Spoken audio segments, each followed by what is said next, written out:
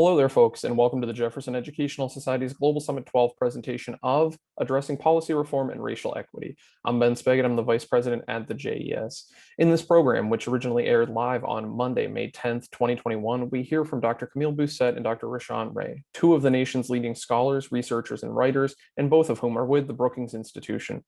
Before we get to the discussion Gannon University professor Dr. Paris Baker and I had with Drs. Busette and Ray, I'd like to thank all of our event sponsors, Erie Insurance, Erie News Now, the Erie County Gaming Revenue Authority, WQLN Public Media, and the American Tapestry Project, and our Global Summit event partner, the City Club of Cleveland. And I'd like to remind you that you can access additional programs to stream on demand at jeserie.org, where you'll find a wide range of publications from reports, essays, timely writings, and more. And be sure to like us on Facebook, follow us on Twitter and Instagram, and subscribe to our YouTube channel to stay up to date with all JES content. And now, here's Addressing Policy Reform and Racial Equity. Hello, I'm Tisha Nesbitt, and I'm the Director of Diversity and Inclusion at Erie Insurance, the sponsor of this year's Global Summit. Since Erie Insurance was founded in 1925, we've been guided by a set of strongly held values. These values compel us to treat others with dignity and respect, practice the golden rule, and to do the right thing. Being committed to diversity, equity, and inclusion is not just something we say at Erie, it's central to who we are at our core. That's why we're proud to partner with organizations like the Jefferson Educational Society to provide a platform for important conversations that challenge our thinking on social issues. And today, I'm honored to introduce two people who have dedicated their professional lives to addressing racial inequalities and reforming public policy, Dr. Camille Busette and Dr. Rashawn Ray. Dr. Busette is a senior fellow in governance studies and director of the Race, Prosperity, and Inclusion Initiative at the Brookings Institution, a nonprofit public policy organization based in Washington, D.C. Prior to joining Brookings, she was an executive at the World Bank, where she confronted issues of extreme poverty and lack of access to healthcare, education, and sanitation. Dr. Busette has appeared at Jefferson programs several times and is currently working with Erie-based advocacy groups on a new policy strategy titled Race, Prosperity, and Inclusion.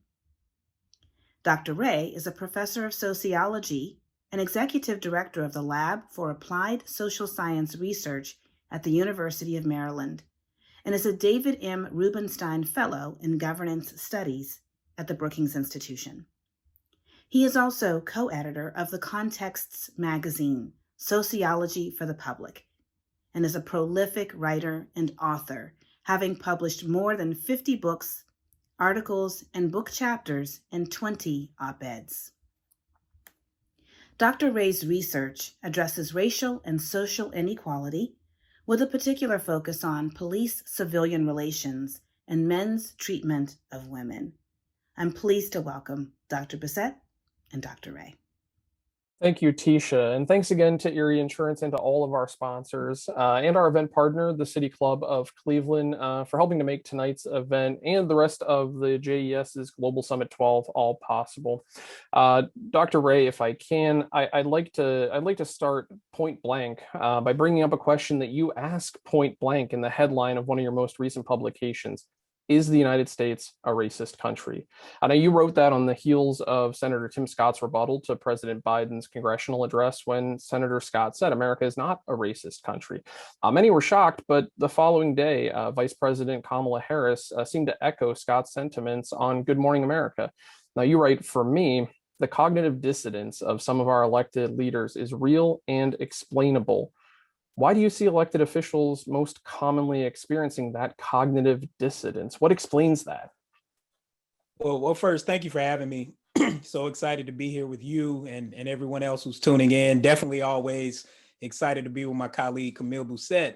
I think when we talk about racism in America, a lot of people simply cannot handle facing the reality that systemic racism still exists. And partly that's because we have an oversimplification of racism. A lot of times people perceive that when you say that systemic racism exists, that you're calling them racist. And particularly oftentimes white people internalize that. I think some of that is because deep down they realize that some of that is true. But on the other hand, it's because we haven't had a good framework, at least publicly, to really address and discuss racism. Now, we know that sociologists like Eduardo Bonilla Silva, I think, has one of the best statements or books for it, where he talks about that racism can exist without racist. And I think that's difficult for people to get because oftentimes people primarily see racism as operating on an individual level, meaning between people, instead of something that is embedded in our policies, in our laws, and the rules and regulations that govern over us, that oftentimes give one group of people certain benefits and other people certain deficits. Now, when it comes to politicians, whether that be Senator Scott or Vice President Harris, or even President Biden, who also walked back what I thought were some of the best comments, and he's continued to do this. I think make some of the best comments to address systemic racism. He rolled that back right after VP Harris did. What people have to recognize is that when you're running for president or vice president, or even being the senator of a state like South Carolina, you realize the ethos and kind of the cultural narratives of people in those places. You also firmly understand people's political attitudes, and you also understand people's racial attitudes. So part of what they're trying to do is really have their cake and eat it too. They're trying to send an olive branch to each side. But what they end up doing, I think, is confusing not only Americans, but also the international community, who are trying to make sense of the way things are right now. And the bottom line is that they're worried about votes. You know, they're thinking about not only very liberal Democrats, but also moderate Democrats. They're thinking about independents. And they know very well that people interpret statements about systemic racism as being about them. And I think that's something that we really have to disentangle. Thank you for that, Dr. Ray. And Dr. Busette, I'm so interested in your reaction to this as well, the walking back of certain statements, or the, as we put it, wanting to have our cake and eat it too, or sharing an olive branch on both sides. Your reaction? Oh, I would agree completely with my colleague, Dr. Ray, and it's a pleasure to be back here in Erie. Thank you so much for the invitation to join you. And thank you to all the sponsors. So I would agree that we lack an adequate language and an adequate framework to talk about racism.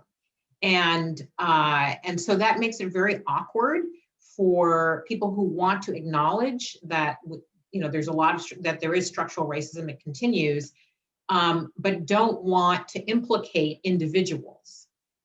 So we do need to find a way to decouple those things, sort of individual actions and attitudes, and a larger historical and policy picture, which is indeed racist because the outcomes are racist. And, you know, that's what we have to judge it by. So I think we can be helpful. I mean, all of us can be helpful in trying to shape that language, but that language is currently missing. And in place of it is this awkward kind of acknowledgement and then rowing back because, yes, you remember in the back of your head, you have to run for election in 4 or 5 or 6 years. Agreed with that. Thank you, Dr. Busette. And I think that thinking about the lack of that framework or a misunderstanding of it, and then working through definitions and how we understand this, brings me to something that Dr. Baker has touched on and looking at structural racism. So, Dr. Baker, I want to turn it over to you to ask about that. Dr. Baker, you are muted, sir. There we go. We never want to mute you. Very entertaining moment listening to a discussion you had with Bakari Sellers, and there were some very interesting things that were shared back and forth. And one is, I'm interested in your definition of structural racism, and also the quote that you made from Otis Johnson, that the bad apple analogy is not a really healthy discussion because bad apples come from rotten trees. So if you could elaborate on that, I appreciate it. Yeah, definitely. Thank you, Dr. Baker, for that question. So, I mean, when we talk about systemic racism or structural racism, institutional racism, people hear these terms. I think outside of the academic community, they're largely synonymous, even though there are some theorists who would try to debate that. But I mean, the short of it is that racism is embedded throughout the laws within society. or within the regulations within an organization. So what does that look like? When people hear that, people say, well, look, all of our laws are equitable.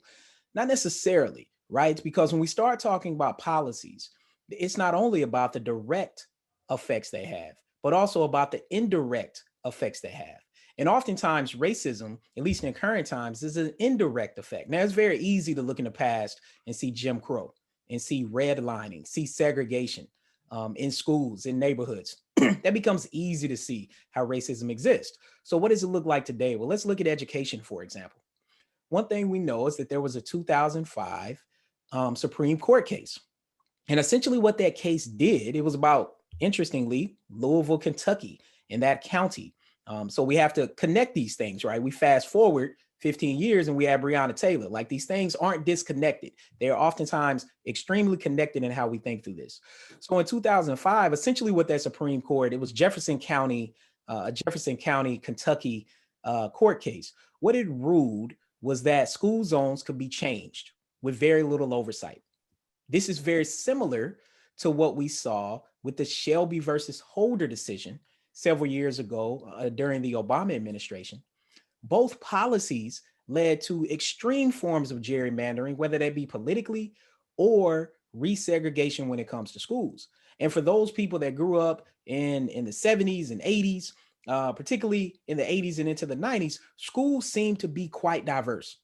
Well, things have changed. And if people have children who are in schools, you know that oftentimes trying to find a diverse school is seen as a premium is difficult to do. Why is that? That 2005 case actually made it where schools are more segregated today than they were 40 years ago. We know when it comes to the Shelby versus Holder decision, that was a decision that made it where the federal government no longer provides oversight for redistricting things politically. We can look at Georgia or North Carolina or Texas or Florida, and of course other states as well. Pennsylvania, Minnesota is not only a Southern thing, to see the way redistricting matters. So on the surface, it seems like, oh, we're just redistricting things because more people live in neighborhood A compared to neighborhood B. No, it is oftentimes laced with racial and class undertones that create inequality. So systemic racism at its heart is the way that racism is embedded within our laws, our regulations, our rules, and our policies, and embedded in ways that oftentimes become unseen. Because we all experience racism, it doesn't mean we fully understand it. And so it's kind of like the way things were 50 years ago when people would talk about racism, people talk about how far they've came. And I think we're going to be doing the same thing 50 years from now, talking about this moment, about the way that racism is embedded in our social systems in a way that we're going to layer up and understand, in the way that Dr. Busette just mentioned, in ways that we don't currently understand them in ways that we should. Rashawn, did you want to elaborate a little bit on your rotten tree theory? Oh, right. Yeah. Paris did ask about it. So quickly, so as you mentioned, Dr. Otis Johnson, I was on a panel with him last year at some point, and we were talking about policing, and he said, I'm unsure if culture is reformable. And it was such a profound statement. Like, I continue to think about it deeply. But what he was really highlighting is he was reflecting on what Camille was saying that I've talked about a lot, about how bad apples come from rotten trees in policing. We over individualize these things. In policing, we do this, right? We say Derek Chauvin is a bad cop, but overwhelmingly all the rest of them are good. The thing that I found is that it's not about whether or not they're good or not. It honestly doesn't even matter that much, unfortunately, because what happens is that those good apples actually get spoiled and rottened by the tree. See, because those bad apples come from somewhere, and those bad apples come from rotten trees that have roots that are laced with systemic racism. What's an example of that in policing? Well, we know that law enforcement in the United States dates back to slave patrols. This was when Black people would flee plantations, right? The narrative would have it, books we read would have it, like Black people were just on plantations being happy. That wasn't the case. They were trying to figure out how to get away, and when they would, people would go track them. Interestingly, mostly white men, but sometimes Black men would be mandated to do it or recruited to do so, very much in line with how we think about law enforcement today. We fast forward, people like, well, slave patrols aren't around. No, but let's think about this. In the 1960s, when all of a sudden they went from blocking people like John Lewis on the Pettus Bridge to all of a sudden, supposedly we entered this new wave of equality. The police officers didn't change. They were the same people embedded in that same system. And the Department of Homeland Security actually came out with a report recently showing the way that white supremacist organizations have infiltrated law enforcement once again. So the rotten trees, they're difficult to see, like the roots. You can't see the roots of a tree, but we know that everything that grows onto that tree comes from those roots. And even if you try to cut down the tree, the roots oftentimes grow back, and they grow back stronger and harder than they did before.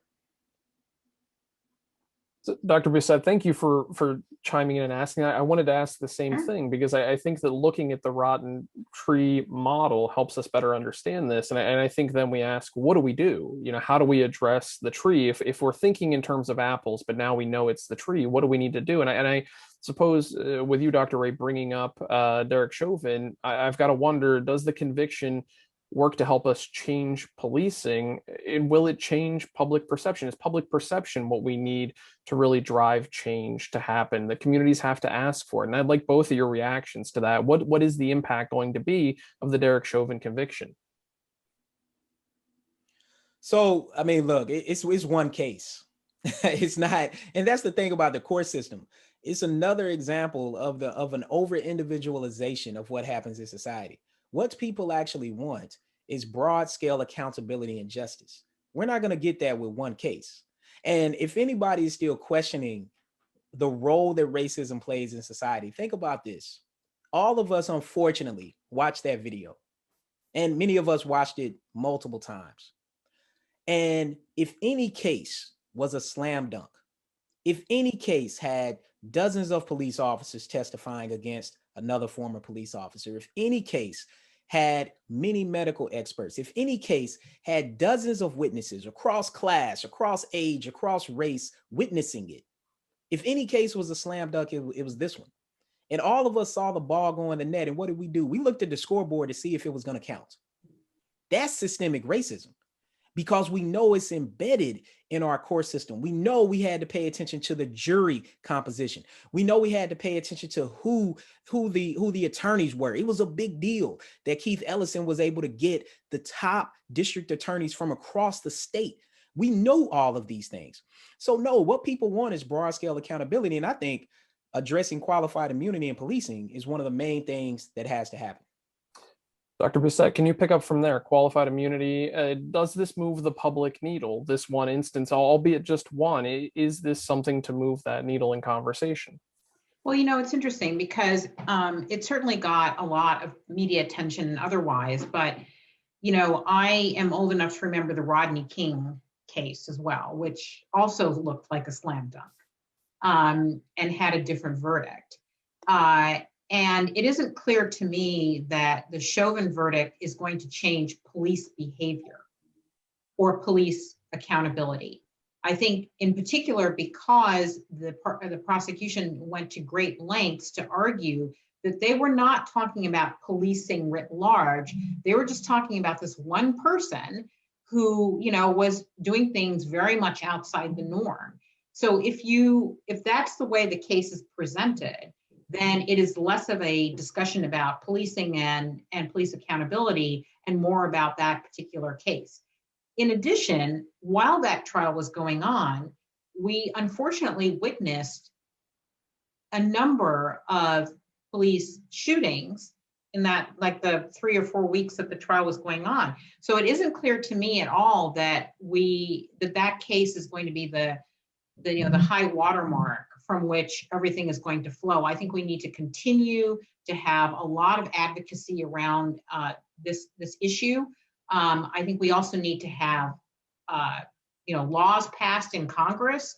There has to be much more accountability, and this idea about qualified immunity and where exactly the funds are going to come from when police are charged with brutality and end up being convicted for that, or where the civil judgment monies are going to come from. All that, you have to have all of that to start turning the tide. Thank you, Dr. Busette. If I can pivot away to a different topic, and we can come back here later, but I also want to address worker mobility because Dr. Busette, I want to lead here with something you've written, Blueprints to Advance Racial Justice and Worker Mobility. And in that report, you wrote, the pandemic has also shown a harsh light on unequal circumstances by race in America, circumstances which are frequently artifacts of public policy. As we sit here longing for that post-pandemic slate of days ahead, how do we ensure what has been illuminated doesn't grow dim because the light of the pandemic isn't present any longer? You know, that's a great question. And certainly I think most of us fear that that is what's going to end up happening.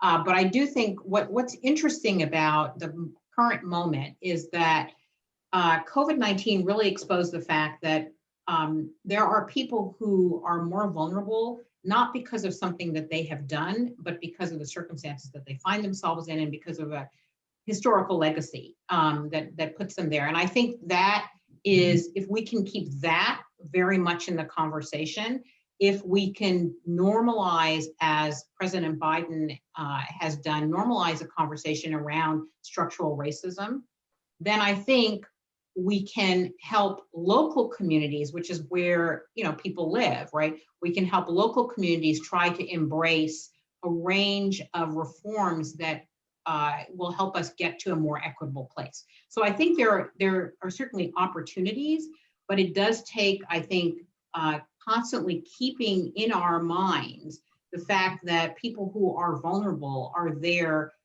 because of a range of circumstances that they don't have control over, and also that we need to be committed to ending structural racism. So those things have to continue to be very much front of mind.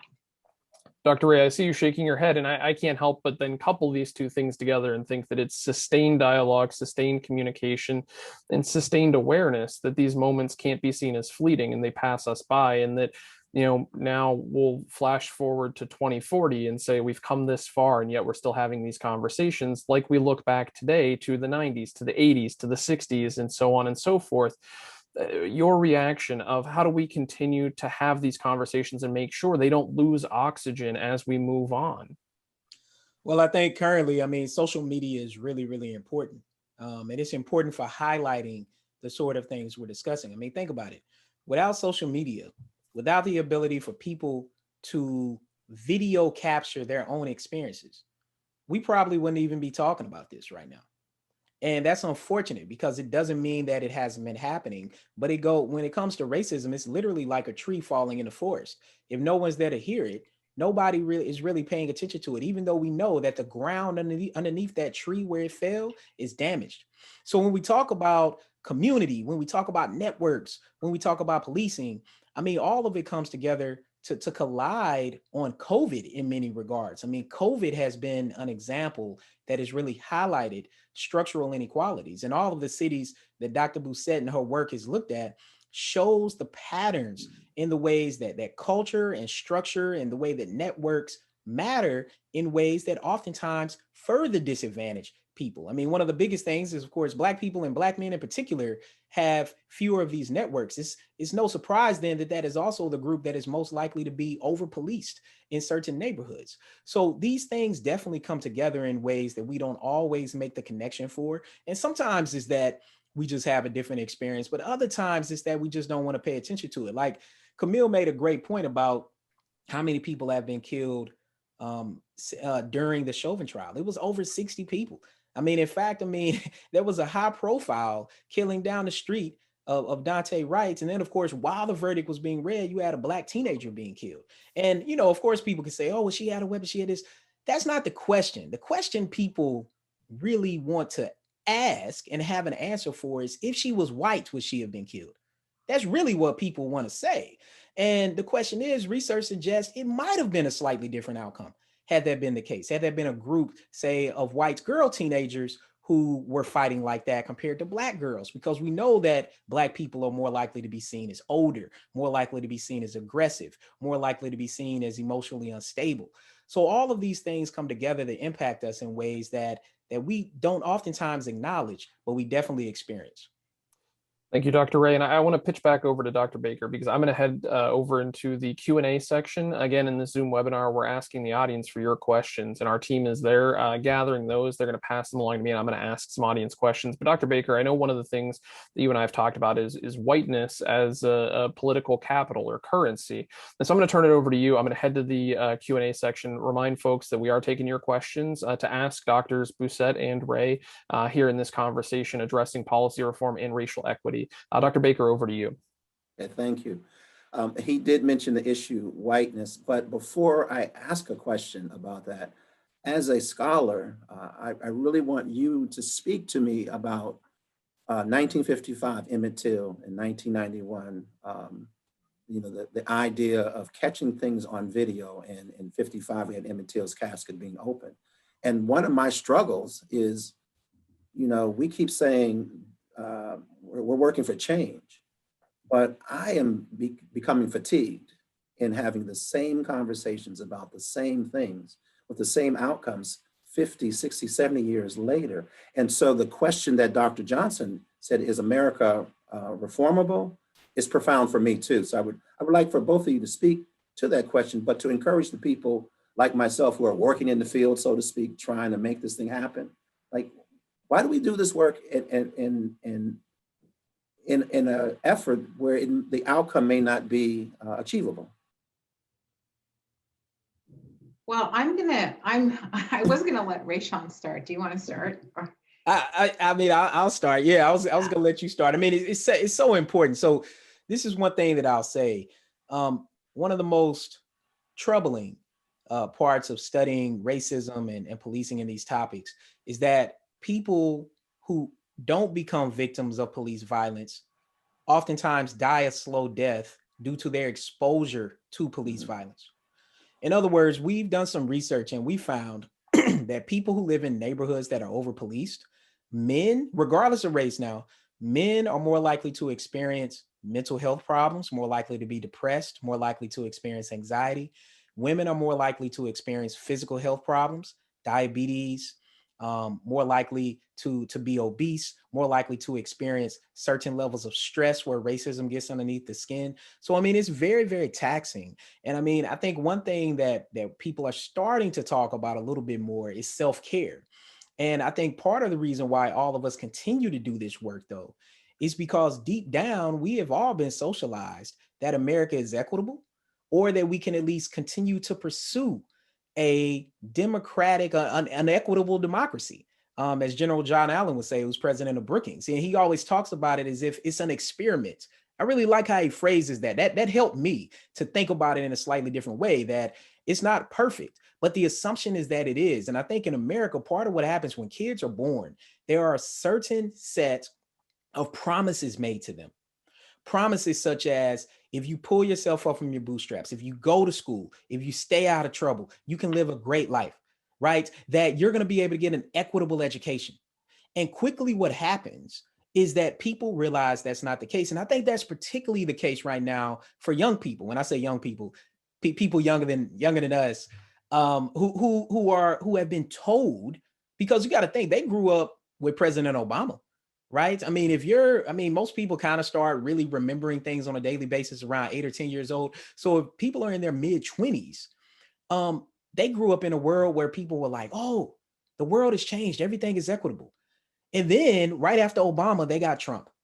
And then they got these series of things like these public displays of police violence. Right. They got the inability to try to get a job when they knew that they had when they knew that they had the skills to get that job, right? These are some of the things that Camille's work has been highlighting across all these cities across the country, and cities that people don't always think about, but a lot of people are there experiencing things. So I think the bottom line, though, is that why do we keep doing this work? I think we keep doing it because we want to strive for equality. And I think it really speaks to social welfare policy, which is something that I'm big on, is that, look, at the end of the day, what we want is equity so that people can optimize individual agency and autonomy.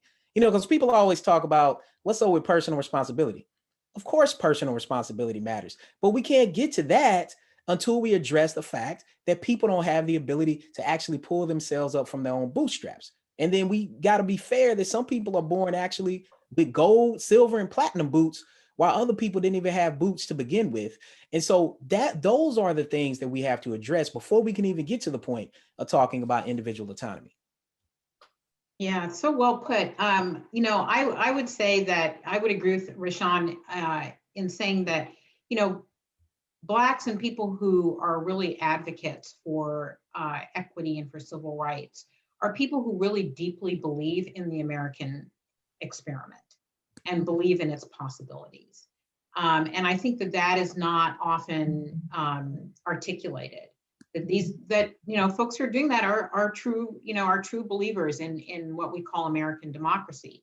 I mean, for myself, one of the reasons that I do this work is, one, I'm incredibly heartbroken by how much wasted human potential, meaning how many people could contribute so much more and, really reach their own human potential and their own aspirations, but are held back by all the various ways that racism manifests itself. So that to me is extremely heartbreaking. And so I just feel like I need to be doing something about that. The second thing is, I think, the US experiment is also built on a lie.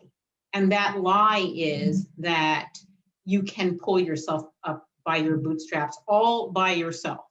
It doesn't turn out that way. We do it because we have support structures and we have communities that support us. The people who do well are people who have those support structures.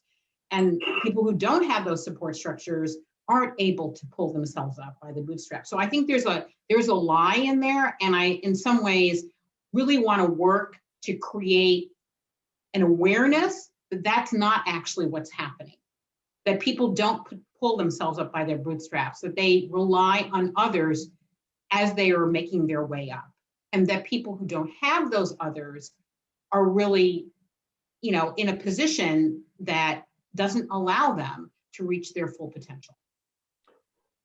Dr. Busette, I want to thank you for that, because I think that speaks right to the American myth, our storytelling, in the sense of myth, but then also the untruths of, that not everyone has that ability. And I think that goes right at what Dr. Ray was saying of some people have silver, gold, platinum boots, and some people don't have boots at all. And I think it's just being able to recognize that. And I think that's an important part of the conversation of how communities can do that. And in talking about policing, I want to take it to an audience question here, looking at what communities can do and taking a look at some of the communities that you've studied, what's working, and how that might be scalable. One of our audience members is asking locally regarding policing changes.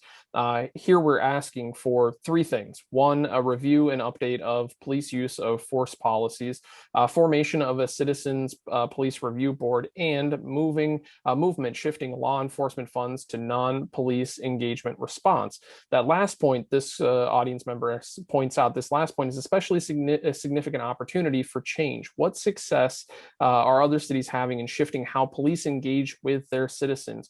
Are we expecting too much in asking for justice in policing? That hits hard. Are we asking too much? But how are other polices engaging with their citizens? How are we seeing that working? How are we seeing that shifting? What has your research shown you? So no, I don't think we're asking too much, and I'll tell you why. For two very, very important reasons. First, we pay their salaries. It's our money. It's our taxpayer money. The second thing is we don't get on a plane and when the plane crashes a lot, say, are we expecting too much of the pilot? No, you get on a plane with the expectation it's going to get you where you're going safely.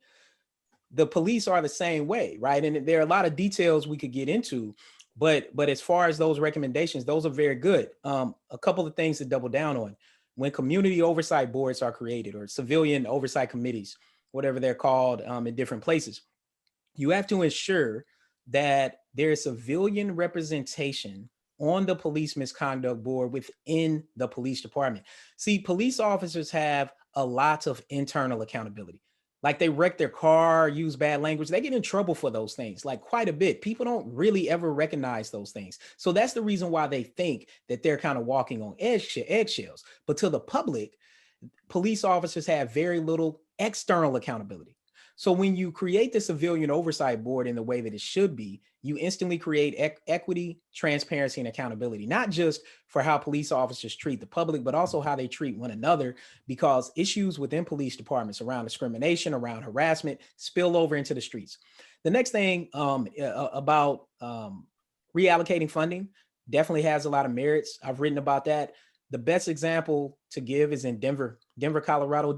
Colorado is actually probably the best. I'll make 2 points about Colorado. It's the best example right now, outside of Maryland's Police Accountability Act that was recently passed, which I testified on, that people should look at, because it repealed the Law Enforcement Bill of Rights, which helps for qualified immunity to operate on steroids. But in Denver, what they did was they took a market-driven, evidence-based approach to calls for service. That's how you start. Calls for service is really the way that police officers justify, or police departments justify, how much money they get. Okay, based on that, overwhelmingly, over 90% of calls for service are nonviolent, have nothing to do with violence at all. But a sizable and growing percentage, depending on where you're at, anywhere from probably 10 to 25%, deal with mental health. Mental health and race oftentimes and social class collide in ways that we still haven't layered up to discuss publicly. Even when I do news segments, I complicate the conversation and they always want to isolate it. And sometimes they'll literally ask me to start over and say, we're only talking about this. And that's a disservice. And sometimes I can get it in when things are live and stuff. But nonetheless, not to digress too much. The point here is that mental health calls for service can be shifted. And in Denver, they've done that. They've had 0 fatalities. They have had 0 arrests, and they have got people the services that they need. Final point I'll make is, if you really want to make the biggest change in policing, it deals with addressing qualified immunity, but you can get around it by creating police department insurance policies and having officers carry police liability insurance. Colorado is doing this, and it's going to make a huge change moving forward, because now everyone is sharing in the accountability structure. Dr. Ray, that goes right at another question that was asked by our audience, taking a look at how to deal with how a city and a police force would deal with lawsuits, and addressing that, and where might funds come from. This person saying, why should the city insurance have to pay? And I think you're using Colorado as an example of how that restructuring is adding accountability and evolving accountability to make it a fuller process that's perhaps more fit to purpose here. Look, most definitely. So this is an issue that, as Camille knows, is my number one issue on this topic, because my research that I've done for over a decade on policing has led me to this place. So let me play out a quick scenario. So what some people want is, they're like, officers should be able to get sued. Okay, that's fine. Let's look at this $27 million settlement that George Floyd's family just got, or the $12 million for Breonna Taylor's family, or the $20 million for William Green's family, or the $38 million for Corinne Gaines' family. I'm pretty sure at this point I'm mentioning names people don't know. Okay, but people should ask themselves why those amounts are close or even exceed George Floyd's, and you don't know their name. Okay, so that just speaks to the prominence of the issue. But individual officers, first, do not make enough money where they will be able to remotely pay that amount of money. Nor second, would that be beneficial for victims or police officers? That's what insurance is for. The other thing is, if it only goes to individual officers, you know what you've done? We've only addressed the bad apples, and we haven't addressed the rotten tree. The only way we address the rotten tree is to hold police departments accountable, because what I've seen a lot are police departments in cities kicking police officers to the curb to do 2 things. First, to remove their liability. But second, allowing that cop to go to another department to do the same thing they just did.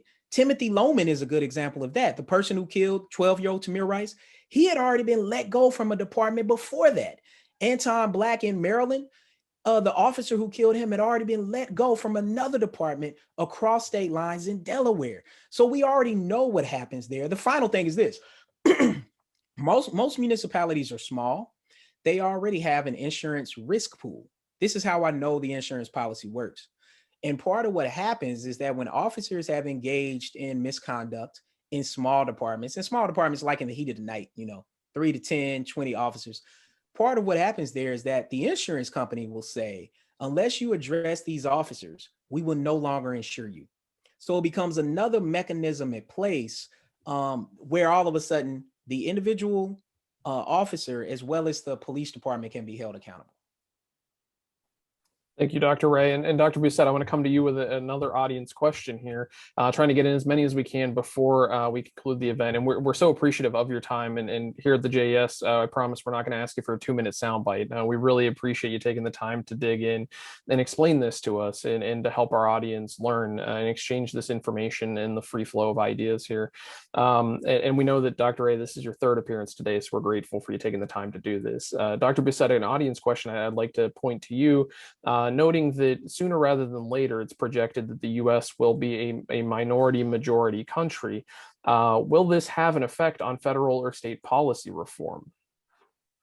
So I think we already are at the place where, at least for people under 12, there are already more children of color than there are white children. So I think we've already crossed that rubric.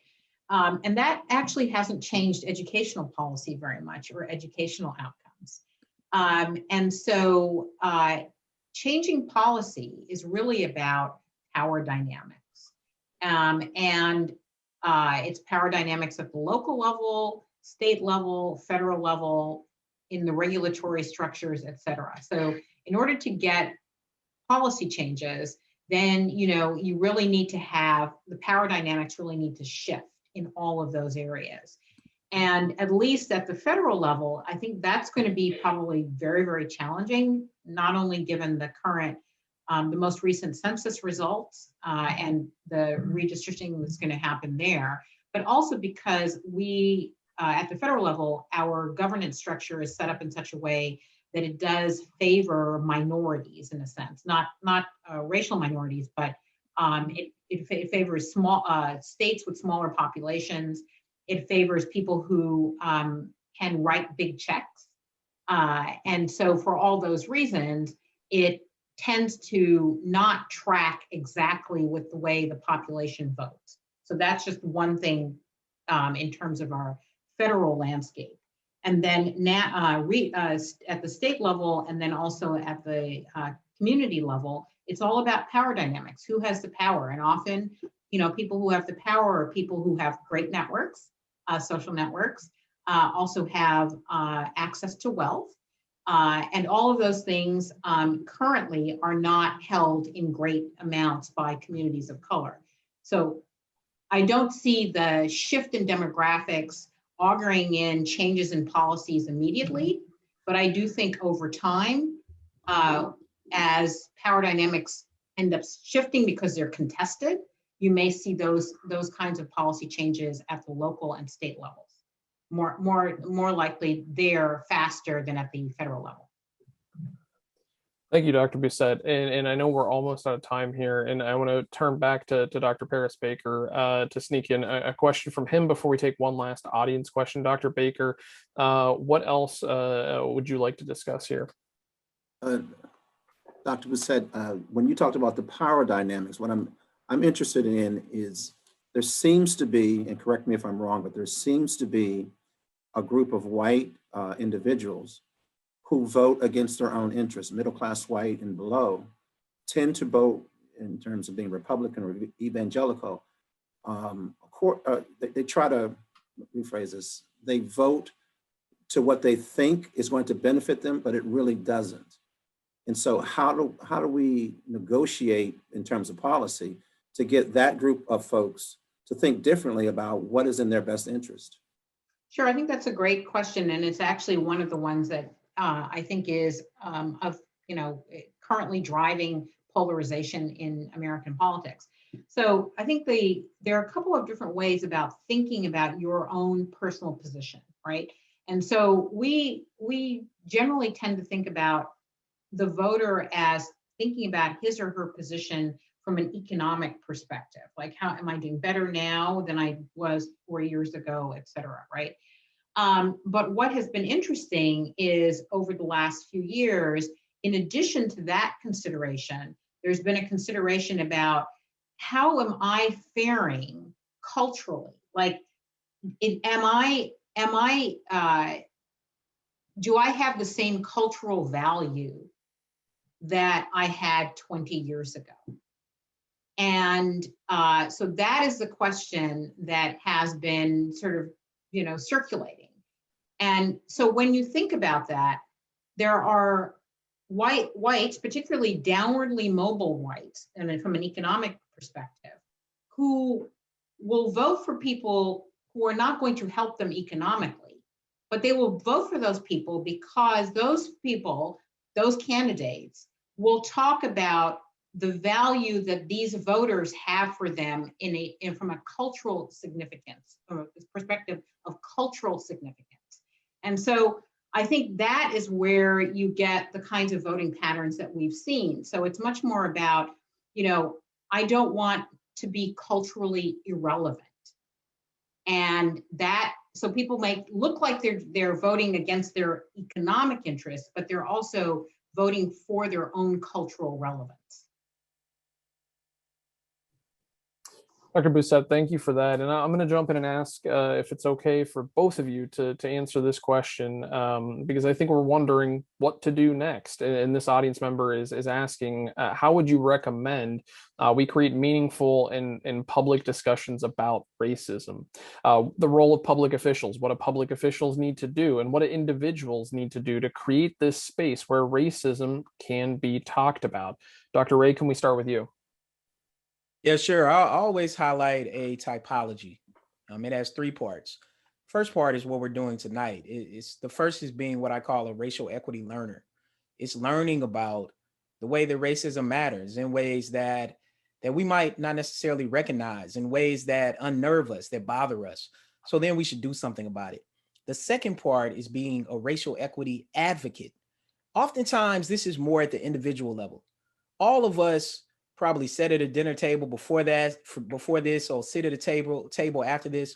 And typically we are situated at a table with people who pretty much are very similar to us, similar by race, similar by social class, similar by education.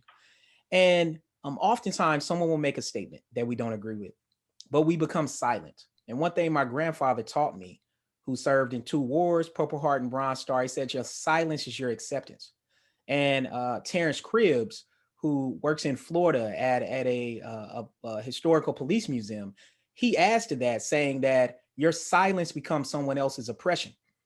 So speak up and speak out. And then the third thing is to really become a racial equity broker. That's when you can really start addressing systemic racism. That means you can start looking at the laws, the rules, the policies, where you work, where you play, where you sleep. And if we do that, you'll start to uncover any inequities that you didn't know were there, about why certain groups are being left behind, about why women are being promoted, or why racial minorities are never hired at your company. And you start to see these indirect ways, in addition to some very direct ways as well, about the way that racism matters in society. Thank you, Dr. Ray. Dr. Busette, same question to you, your recommendations for creating this space for this. So I am not going to say anything too different from what Dr. Ray said. I'm going to add to that because I thought that was a fabulous list.